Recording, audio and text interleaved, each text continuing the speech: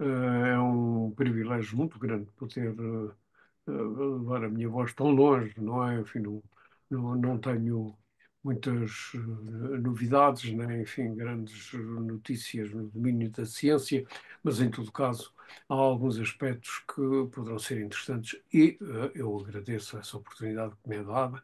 Vou aproveitar para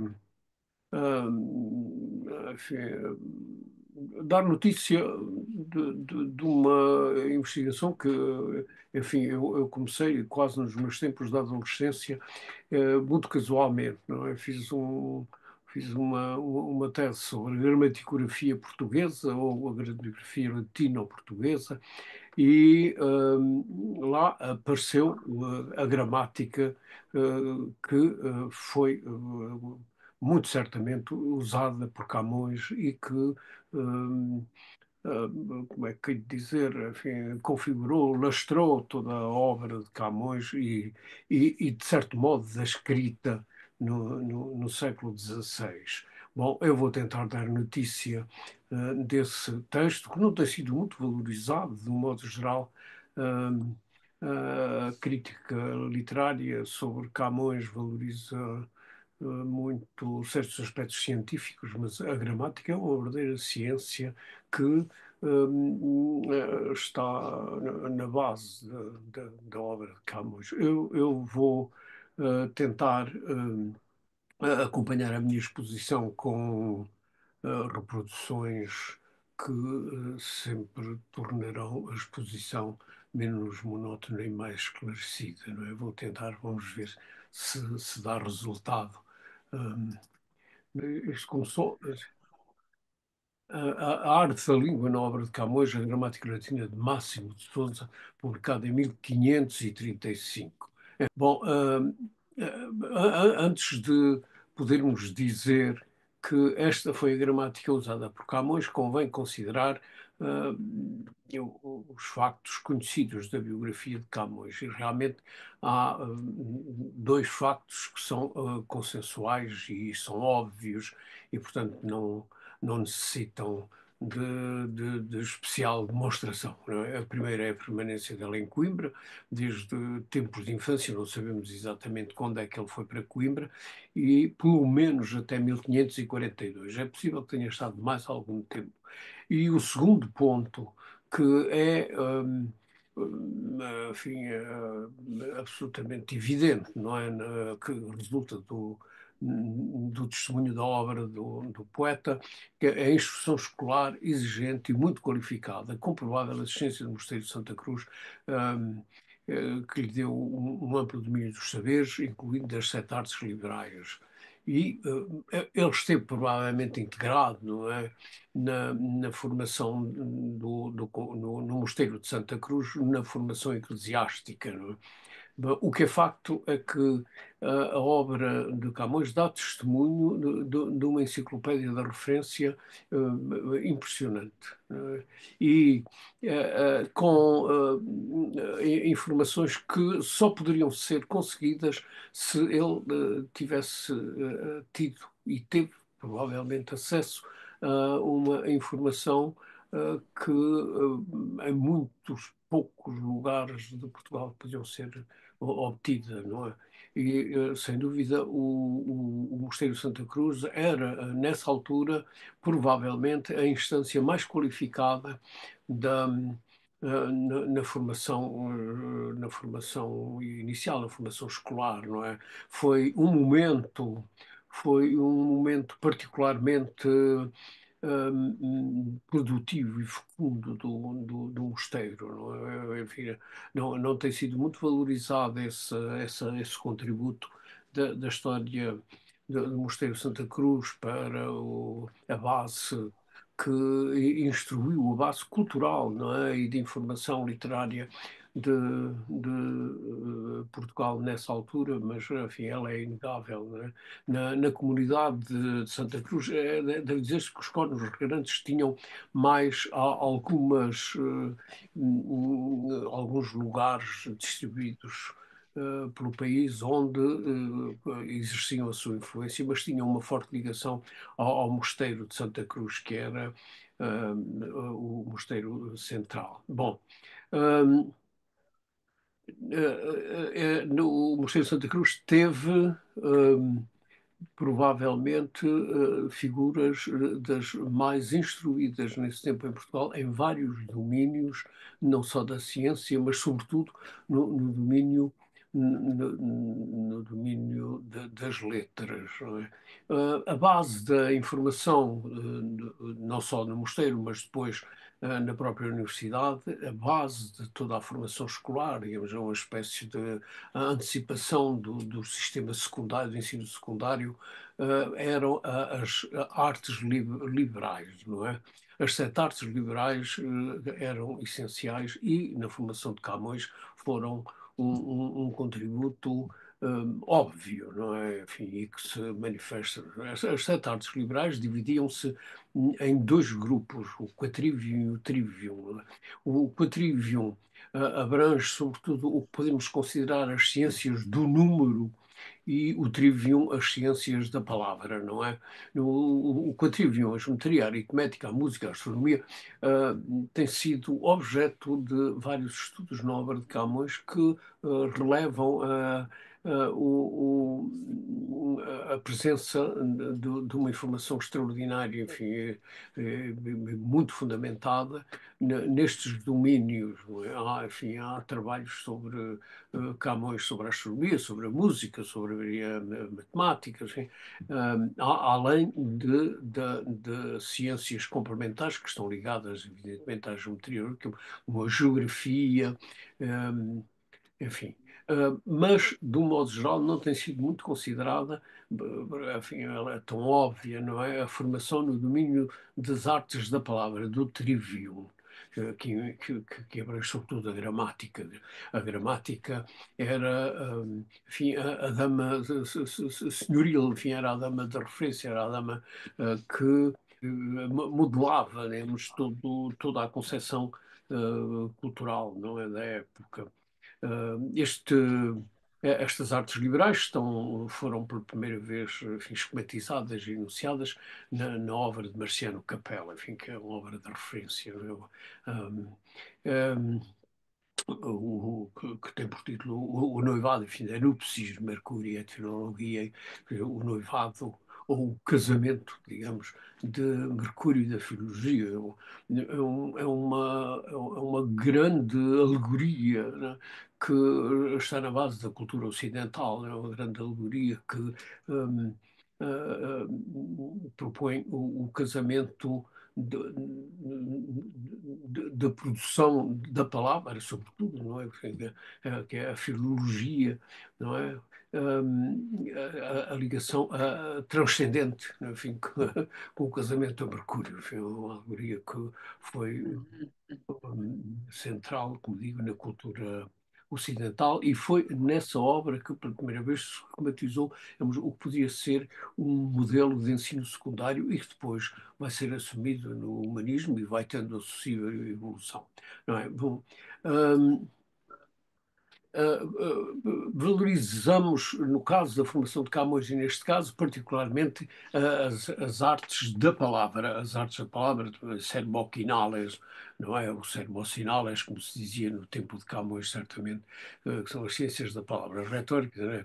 E, justamente, eu dou aqui notícia da primeira informação, que, enfim, é óbvio, esta não é contestada, não é? E tem bom fundamento que a sugestão foi do Teófilo Braga, foi sempre demasiado assertivo, mas ele diz, ele pode-se afirmar que pela gramática latina do Cónigo Dom Máximo de Sousa fez Camões o seu curso de artes. Um, a gramática de Máximo de Sousa, cônego grande, não é? Tem este tipo, tem esta expressão, foi impressa no próprio mosteiro. O mosteiro tinha uma tipografia que não produziu muito, mas enfim, foi provavelmente uma tipografia adquirida sem grande, dentro da época, não é? Mas acabou por usar um tipo gótico, que nem sempre é muito legível, mas o gótico prolongou-se ainda a ser utilizado. Não, e então, no mosteiro, a própria tipografia do mosteiro imprimiu estas institutiones tum lucida, tum compendiosa, latinae, etc. Bom, eu acrescentei a tradução. Bom, deve observar-se que a gramática latina foi o primeiro e mais generalizado manual escolar do século XVI, impresso e distribuído para uso individual. Condicionou o pensamento linguístico, teve ressonância direta e determinante na fixação de português escrito e repercutiu-se de modo preponderante na elaboração literária. A língua culta e literária portuguesa foi modelada pelo ensino da gramática latina. A gramatografia latina configurou o português culto e literário, configurou o pensamento literário e, de facto, a gramática, hum, a gramática, quando se fala de gramática no século XVI, é evidentemente a gramática latina. Convém talvez esclarecer que no século XVI foram tentadas duas gramáticas do vernáculo, não é? De Fernando Oliveira e de João de Barros, não é? Enfim, justamente por esta mesma altura, né, entre 36 e 40. Mas essas gramáticas, que foram, em todo caso, feitas com a intenção de servirem, de terem uma finalidade didática, na realidade não tiveram nenhum trânsito escolar, foram gramáticas que se esgotaram nessa primeira edição, digamos assim, e predominou a gramática latina. E deve dizer-se, antes de passarmos à informação seguinte, eu queria só dizer que a gramática latina de tal modo configurou o pensamento linguístico do século XVI que entendemos muito facilmente a expressão sempre muitas vezes citada nos Lusíadas, não é? Que atribui, enfim, a uma das preferências de Vênus. Esta afirmação tem que se integrar dentro desse espírito do ensino da gramática latina que aproximava o, o português do latim. Talvez seja interessante notar que o ensino da gramática, nessa altura, era um espetáculo muito sui generis, não é? A gramática era decorada, era cantada, de certo modo, e as aulas de gramática eram consideradas as aulas mais ruidosas, de tal modo que quando quando o Dom Henrique deu instalações para a universidade, enfim, a Casa da Gramática teve de ter cuidados especiais porque era muito ruidosa. Quer dizer, os estudantes cantavam a gramática e aprendiam na de cor a gramática, o manual. E, evidentemente, não havia essa distribuição individualizada. Mas, justamente no século XVI, a tipografia traz uma nova dimensão ao ensino da gramática e permite distribuir, individualizar e ter acesso direto ao texto, o que era extremamente importante, porque a língua oralizada transmitia uma língua que era difícil, quer dizer, que era problemática quando se tentava transformar-se na escrita, não é? Um, eh, então, no século XVI, a gramática passa a ser praticamente um manual geral distribuído aos estudantes e os estudantes passam a poder estudar pela gramática sem, no entanto, deixarem de ser obrigados a decorá-la. A gramática era integralmente decorada. Eh, eu noto que esta diferença que é extremamente importante e não é notada, mas é muito importante como é na configuração da língua, né? Enfim, no próprio universo cultural da época. Bom, eu já tinha esclarecido que a gramatografia portuguesa foi ensaiada por Fernando Ribeiro e João de Barros, mas não teve transformação. Em contraste, a gramatografia latina teve em Portugal uma diáspora nunca mais igualada.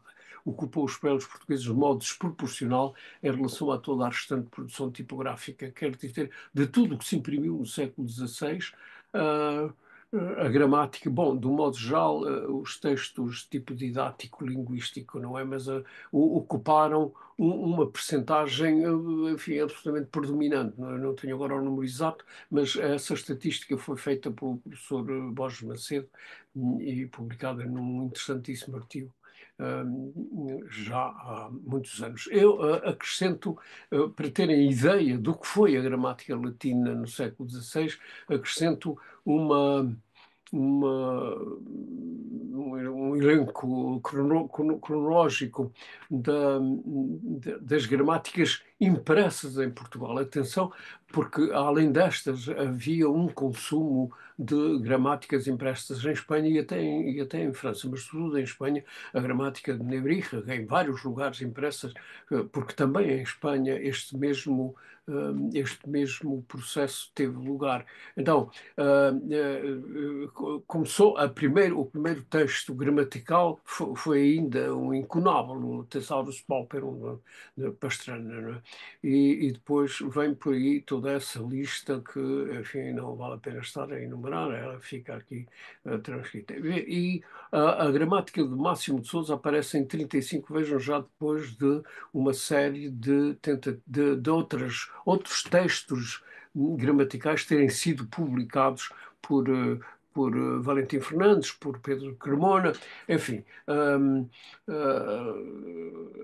era já um sucesso editorial e ao longo do século continuou. Eu tenho esta lista só até 72, porque depois ainda houve mais. Vejam a quantidade de gramáticas que quase todas de autores portugueses, alguns são autores estrangeiros e eram retomadas, como o Despautério.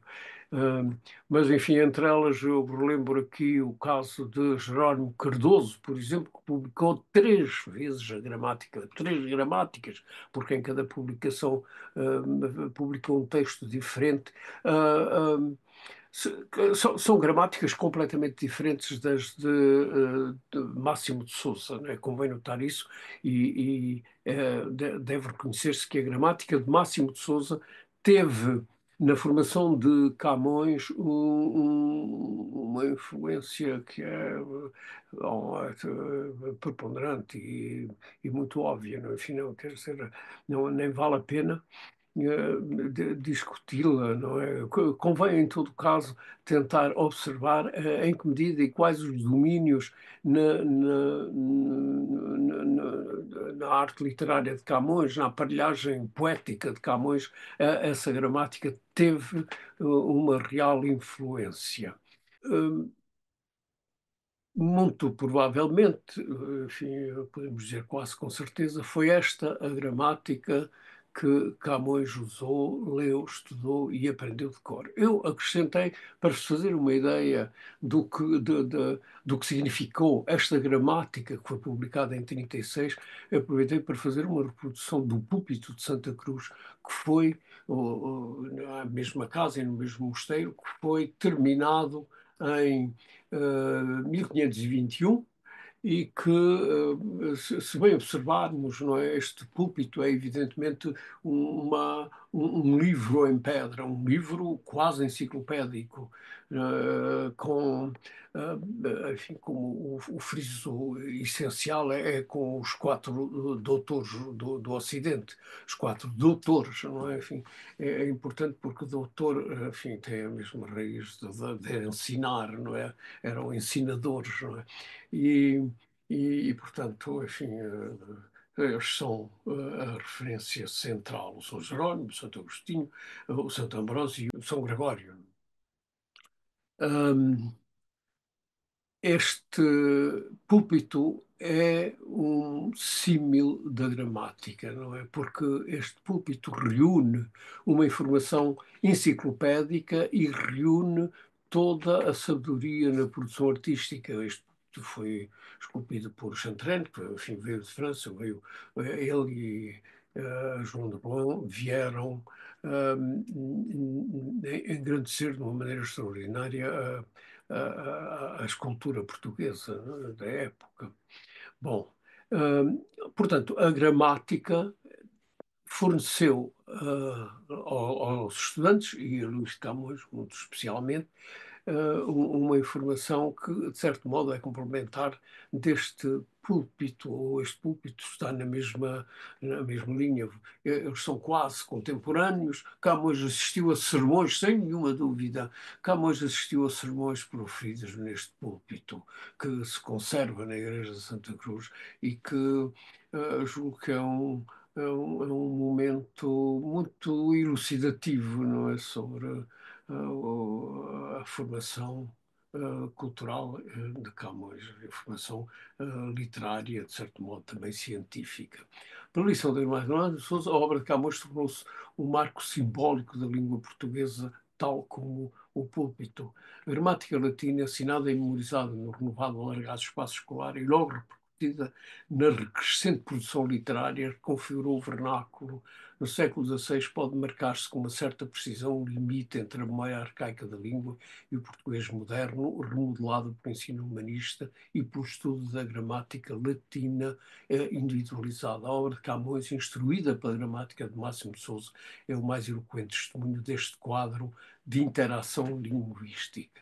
Bom, a gramática, que tem título de instituições, enfim, nessa altura, hum, as publicações de gramática variavam em geral três títulos: o gramática, o ars gramática, ou institutiones. É um título de herança romana, não era? Era o título da retórica de Quintiliano, enfim, não era. Quando se queria dar notícia de um manual, de uma aplicação, hum, não havia uma terminologia precisa, não é? Depois a gramática acabou por monopolizar, tornou-se, por metonímia, não é? Tornou-se o nome do manual de ensino escolar.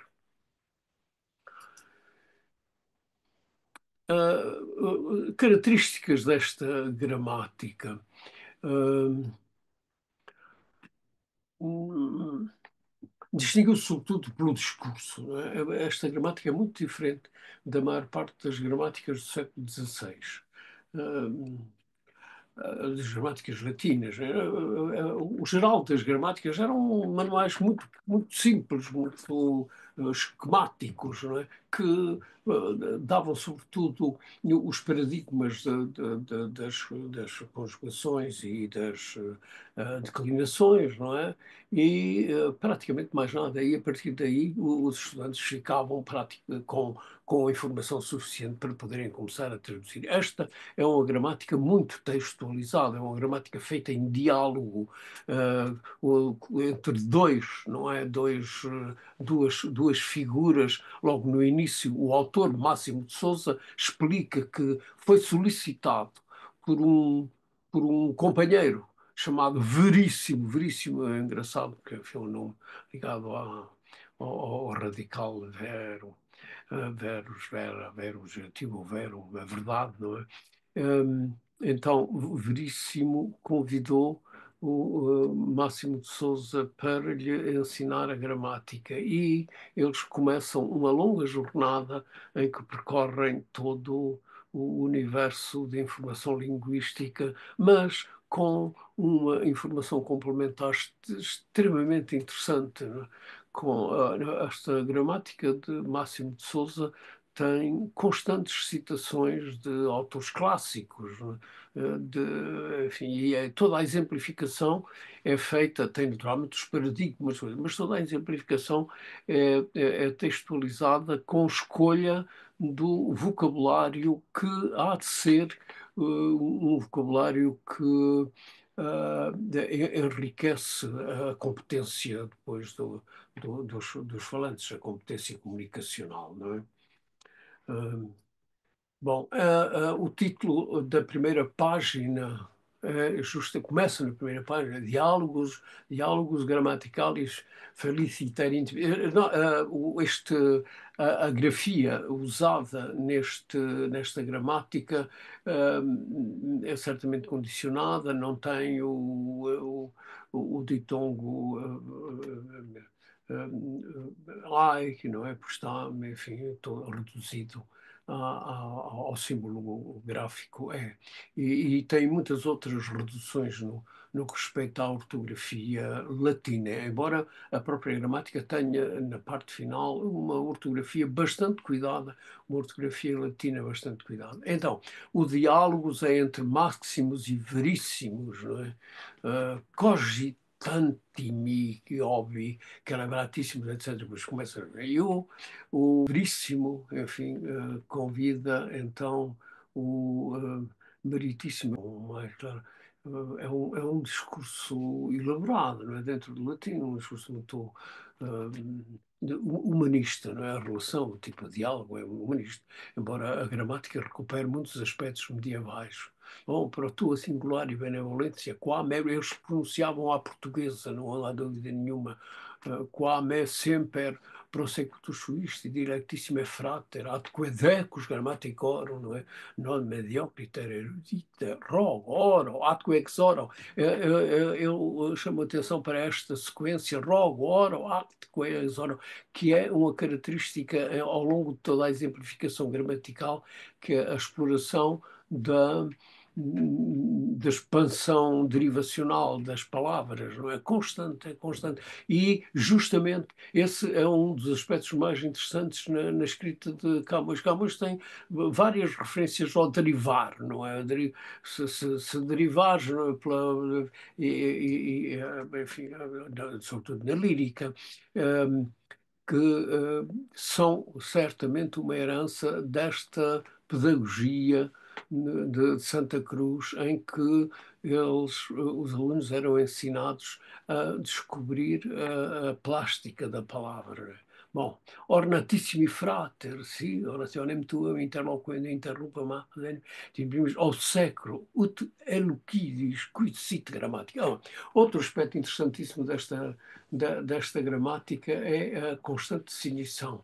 É uma gramática com hum, uma esmerada nomenclatura, diferente das gramáticas. As outras gramáticas não se preocupavam nada com a nomenclatura, o que interessava eram os modelos paradigmáticos, não é? Aqui há uma textualização que introduz a língua e a reflexão linguística e a expansão linguística no texto e, simultaneamente, é uma informação com um enriquecimento conceitual e semântico, bom, enfim, extraordinário, não é? Então, há uma sistemática apresentação da nomenclatura gramatical e a correspondente definição. Veríssimo pergunta, não é? O que é, não é? E Máximo responde. Bom, o que é gramática? E esta definição é uma definição clássica, não é? Com, enfim, pequenas subtilezas que não vamos analisar. Bom, ars recte eloquente recteque scribendi scriptorum lectionibus observata fons et origo omnium artium. Bom, e veríssimo ainda, continua a pergunta, onde é dicitur gramática? Não é? De onde é que vem a gramática? A explicação é muito conhecida, a explicação de gramática. É muito interessante porque explica que a gramática é uma forma grega, não é? Que se traduz em latim por literatura. Não é? É o equivalente de formado ciência das letras. Bom, mas um outro exemplo é começa, entra na morfologia e o primeiro é o nome, não é? O nome, o substantivo. Bom, eu transcrevi esta parte porque é uma informação puramente curiosa, não é? Enfim, Máximo começa a explicar de onde é que vem o nome. Não, é mesmo a gramática, mas já eu julguei que era o nome, não. Ah, ele diz como é que se forma a gramática, como é que se explica esse nome da gramática. E ele Máximo começa, e reparem que na reprodução há um espaço em branco, não é? Que foi preenchido de manuscrito.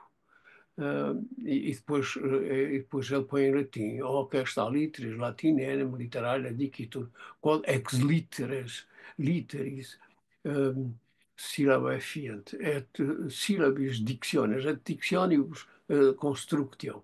seu Horatio. Bom, a observação é o manuscrito, ah, que foi aqui acrescentado porque era grego, o que nos diz que, de facto, provavelmente a tipografia não tinha os caracteres gregos. Não, eu tentei transcrever, enfim, no meu grego não é forte, mas enfim, apoto grammaton, é o que é que está escrito. Hum, Talvez seja interessante acrescentar aqui uma informação curiosa, é que em 1532 diz-se que em Santa Cruz foi publicado um dicionário de grego, que nunca ninguém apareceu, nem, enfim, não é muito provável, porque esta falta de grego aqui, e ao longo de toda a gramática, quando há a necessidade do grego, fica o espaço em branco, significa que muito provavelmente não tinham caracteres gregos para imprimirem o tal dicionário, mas podemos lembrar que, sem dúvida, esse dicionário é atribuído a Heliodoro de Paiva. Dom Heliodoro de Paiva foi uma figura impressionante, não é? De erudição e de estudioso entre os cônegos regantes de Santo Agostinho, que não sei, julgo que não tem sido objeto da devida consideração que merecia essa figura tão importante da cultura portuguesa. Em todo caso, ele tem sido até mais conhecido por ter produzido algumas peças musicais, não é? Breves, naturalmente litúrgicas, mas Heliodoro de Paiva era contemporâneo de Máximo e foi muito provavelmente professor de Camões. No meu tempo de estudante discutia-se muito se Camões saberia ou não saberia grego, não é? Não tenho nenhuma dúvida que Camões sabia grego. Estudou grego em Santa Cruz, isso era uma disciplina certamente muito cultivada. Não é? Não.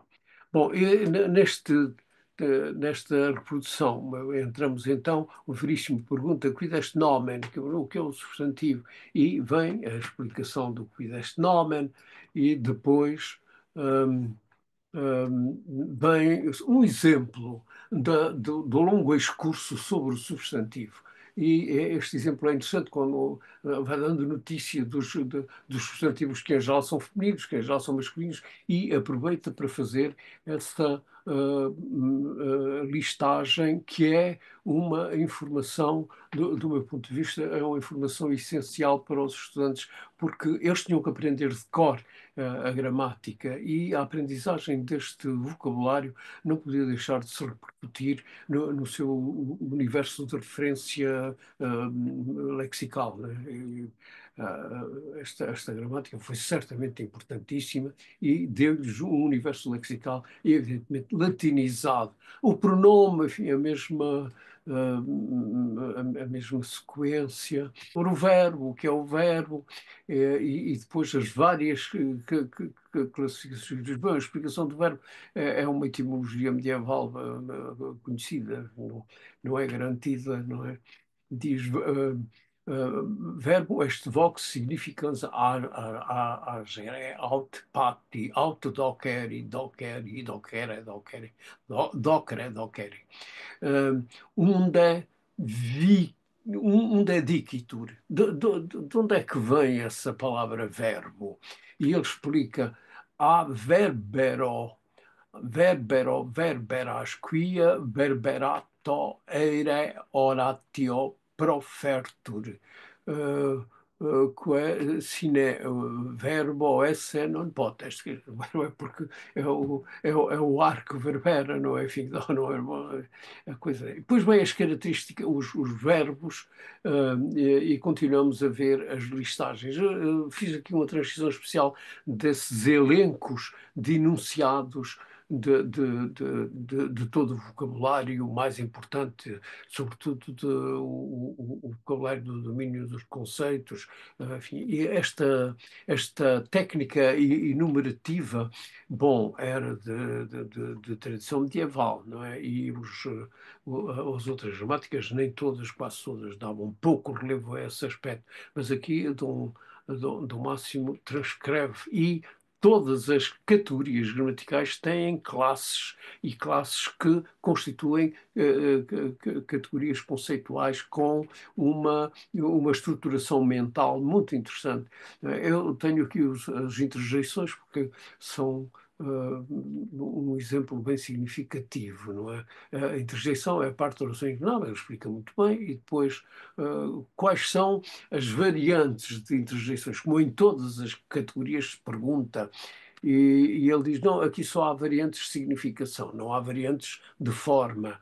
E depois vêm as significações das interjeições que são muito, muito informativas, não é? Admirantes, lugentis, lugentis, ridentes, deridentis, dolentis. E depois ele apresenta os latinos, as interjeições latinas clássicas que aparecem nas várias obras. Dolentes, silentes, timentes, laudantes, exultantes e tantos, enfim, afinal, todos os estados da alma, não é? Depois tem, na parte final de gramática, tem uma das partes é a etimologia, não é? Que é bem conhecida, e explica a etimologia retomando bom, a informação que vinha já da tradição gramatical romana, retomada na obra famosa do Santo Isidoro de Sevilha, não é? Que publicou a etimologia, a sintaxe, em grego, diz sintaxe em grego, os nossos chamam-lhe ah, construção. A construção, enfim, é a tradução, e depois uma definição muito, muito interessante, muito oportuna. Curiosamente, no final da gramática vem uma longa não muito, mas bastante sistematizada informação correspondente, sobretudo, às figuras, não é, da retórica, em que retoma a maior parte da informação retórica. E entre elas, bom, o título é O Barbarismos do Nato, não é? E o primeiro que aparece é o Dessolecismo. Ele explica o que é o solecismo e fala dos vícios, dos 10 vícios, e depois vem toda a terminologia, não é? A cirurgia, que é fato, pleonasmos, perissologia, macrologia, tautologia, tapinosis, cacosinteton e anfibologia. Eu anotei especialmente desta forma porque é curioso que Camões, que aprendeu a gramática de cor, não usa no seu texto, não aparecem praticamente nenhumas referências a este vocabulário metalinguístico. É escusado procurar gramática na obra de Camões. Nem gramática, nem substantivo, nem adjetivo, enfim, nem pronome, enfim, nenhum destes termos, nem sequer a palavra sermão. Não é? Enfim, aparece uma pregação e um frade pregador, é a única referência. Enfim. Mas, enfim, esta anfibologia escapou, não é? Enfim, entre os vícios da, entre os vícios do barbarismo, o último é a anfibologia na poesia, num texto enfim, que foi publicado, aliás, logo na primeira edição da Lírica, em 1595, hum, que depois passou a ser considerado o convite de Camões, mas que começa a ceia não a paparéis. Hum, eu fiz aqui esta transcrição para se poder verificar este termo tão raro digamos, na recuperação da nomenclatura gramatical por parte de Camões. Ceia não papareiros, não é? Contudo, porque não minta para beber, achareis, não caparica, vinho da caparica, evidentemente, mas tinta e mil coisas que papéis, e vós torceis o focinho com esta anfibologia. Pois sabei que a poesia vos dá aqui tinta por vinho e papéis por iguaria. Papéis, e são palavras, evidentemente, com um sentido filológico, enfim, um, são homónimas. Bom, depois tem ainda as restantes informações retóricas, o metaplasmo, hum, hum, Começo pela informação que era em diálogo, não é? Depois, o predomínio das definições na nomenclatura.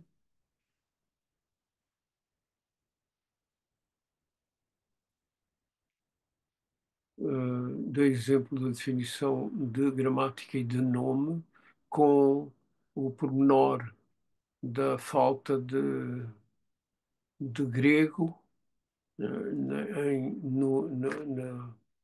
aqui na notícia sobre a gramática ficou um espaço em branco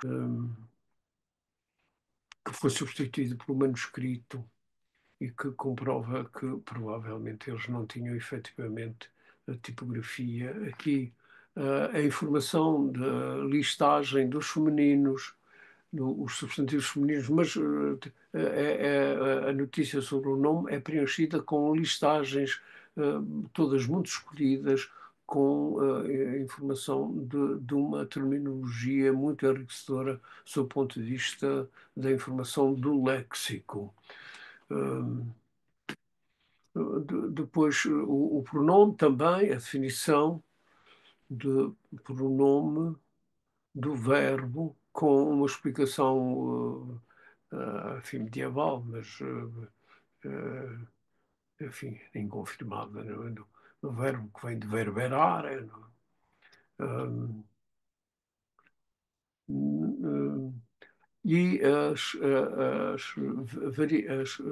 várias classes de interjeições. Eu, como disse, ele dá sempre as classes em que se dividem as várias categorias gramaticais, não é? Com uma nomenclatura, enfim, naturalmente. Hoje não tanto usada, mas é uma nomenclatura muito informativa e nas interjeições, ele diz que, enfim, não há classes de forma, não há variações, quando há quidunto, não é? Mas há variações na significação e dá realmente esse conjunto de termos que remetem para um universo conceitual muito informativo por parte dos estudantes, certamente. Um, a etimologia é uma componente da ciência gramatical essencial e é muito interessante a informação sobre a etimologia. Ciência oscendens veram dictionem originem cum reliquis accidentivus unde dictor, pergunta veríssimo. E eu explico ab etimon, qual este verbo que é verdade, et logos. Portanto, a etimologia é feita de etimon e logos, que é sermo, quase, e portanto, traduzido em latim, quase veriloquium. Um, Quod Cicero reformidas notationem appellat, ec ab Aristoteles symbolum, a quibus originatio dicitur. Eu aproveito esta referência a Cícero e a Aristóteles para lembrar que a gramática tem uma constante citação de autores clássicos. O vídeo, o Sumunense, o vídeo, hum, quase todos, Terêncio, enfim, também os autores cristãos, Jerónimo, naturalmente, são frequentemente, Quintiliano, são frequentemente citados às vezes a propósito e a despropósito, o que nos dá bem ideia do universo de referência clássica. Mas a minha ideia era dar uma indicação tanto quanto possível, uma informação verificada sobre essa fonte que eu considero essencial não só na formação linguística de Camões, mas na própria configuração da sua aparelhagem poética.